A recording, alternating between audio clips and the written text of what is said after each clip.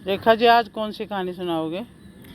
आज आपको ना मैं रामानंदाचार्य की सुनाऊंगी, गुरु रामानंदाचार्य की। गुरु रामानंदाचार्य। आप कह रहे थे समर्थ गुरुदास रामदास की सुनानी थी। पहले ये दो आंख में आ रही है, रामानंदाचार्य की। अच्छा, रामानंदाचार्य की। ठीक है, फिर वो रामानंदाचार्य कौन थे? कबीर जी के, रविदास जी के गुरु जो हुए। अच्छा। रामानंदाचार्य जी ये एक ब्राह्मण दंपति थे।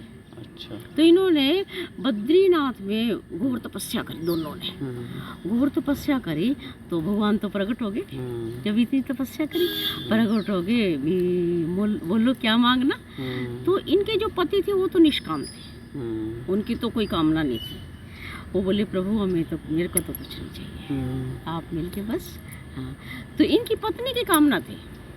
वो बोले कि मुझे आप जैसा, आपके रूप में बालक गोद में खिलाना चाहती हूँ। तो वो बोले भी मेरे जैसा तो देखो मैं ही हूँ और कोई नहीं। भगवान बोले, कहने लगे चलो ठीक है, लाइट बालनी तो बाल लो।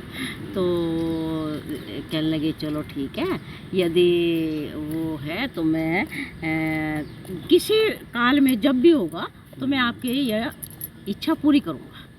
तो वो जीवन तो उनका चला गया।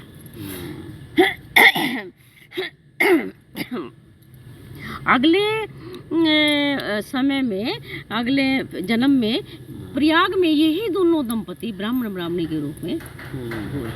हाँ, तो वहाँ फिर इनके यहाँ किसी ने वेणी माधव नाम के एक महात्मा, बहुत बड़े वो हुए, उन्होंने इसको, इनकी पत्नी को दक्षिणावर्ती शंख दिया।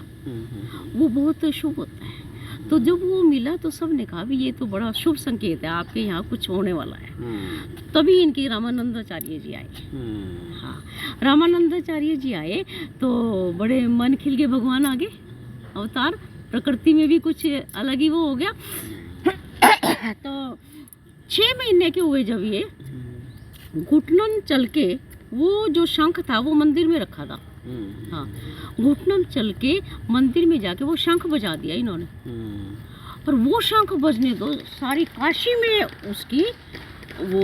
किसने बजा दिया? रामानंदाचार्य जी। बचपन में ही बजा दिया? 6 महीने के थे। 6 महीने के लिए। हाँ, घुटवन चल के। तो वो जो शंख बजाया, वो जो शंख बजाया तो सारी काशी में उनकी गूंज उठी। गूंज उठी तो सारे हो गए। तो सारे मतलब इनके आगे हाथ जोड़ के खड़े हो गए। हाथ जोड़ के खड़े हुए तो सब बहुत आनंदित हुए। आनंदित हो के तो जब ये 4 वर्ष के हुए, 4 वर्ष के हुए तो इनका वो यज्ञोपवीत संस्कार हुआ। अच्छा।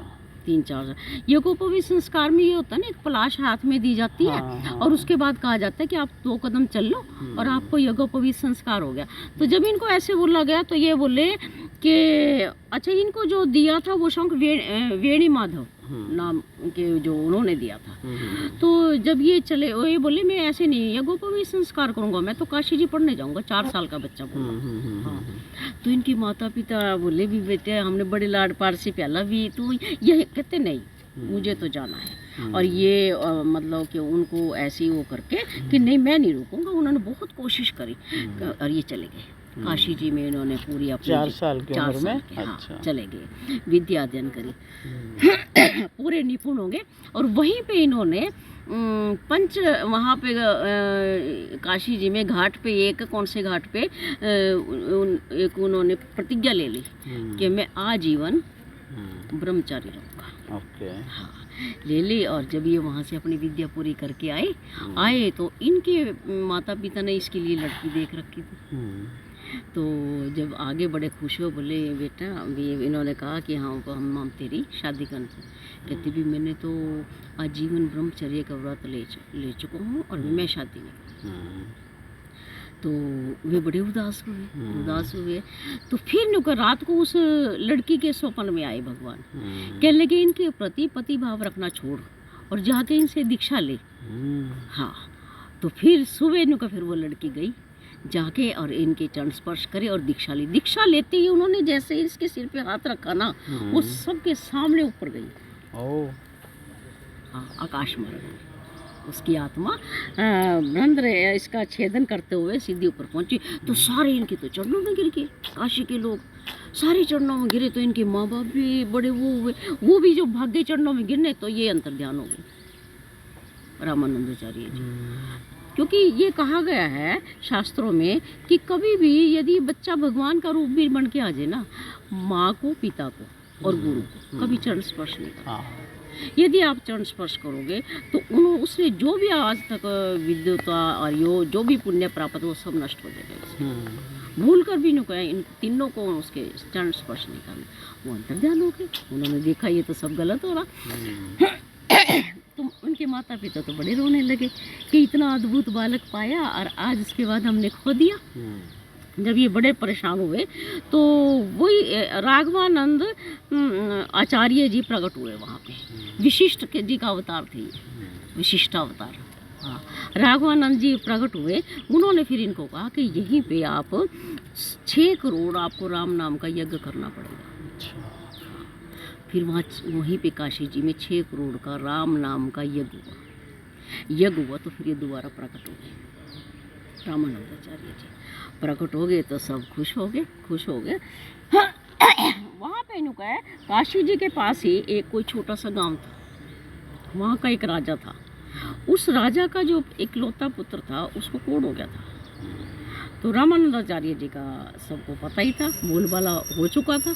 तो वो इनके पास लेकर आया, महाराज भी इसको आप ठीक कर दो। तो ये उस टाइम साधना में बैठे थे। तो इन्होंने बिना देखे ही कह दिया कि इसको जाके गंगा जी में की धारा में गिर दे और 7 दिन के बाद कंचन सिकाया आके मेरे से ले जाओ। हाँ, लेकिन राजा तो घबरा गया। राजा के अंदर इतनी समर्थ नहीं थी, लेकिन कहते उस बच्चे के अंदर इतना कुछ संस्कारी बच्चा, तो वो अपने आप जाके छलांग लगा दी उसने गंगा जी में। छलांग लगा दी। राजा तो अपने घर में जाके परेशान और रो।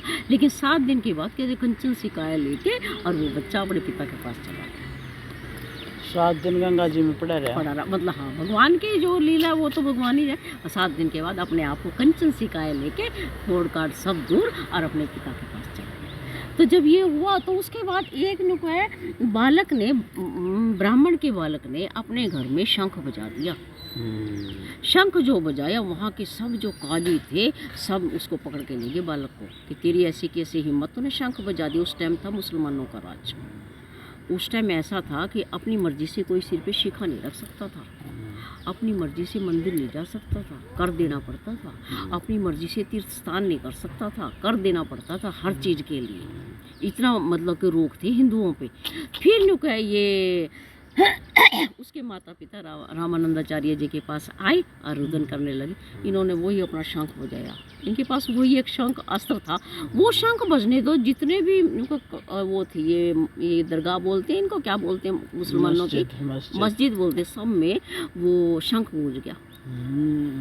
शंख गूंज गया। और वो जो काजी इनके वो अपने पढ़ रहे थे ना, क्या बोलते हैं उसको, नमाज पढ़ते हैं, सबकी जीभ तक लागे, कोई नमाज ही ना पढ़ पाए। तो सारे बोले भी ये क्या हो गया। तो फिर किसी एक ऊंचे फकीर ने कहा ये उसी हिंदू फकीर की करामात है, उसके पास चलो।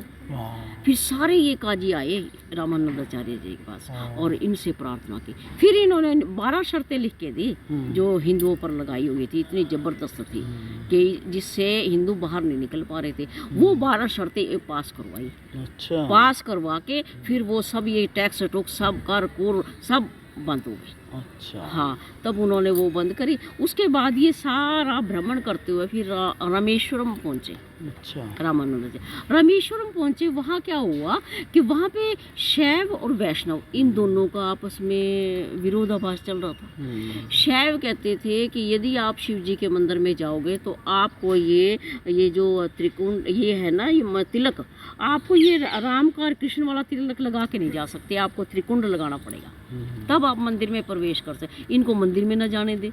इनके पास वो, फिर इन्होंने फिर शंख बजाया। शंख बजा दे सब वहाँ तो फिर परेशान।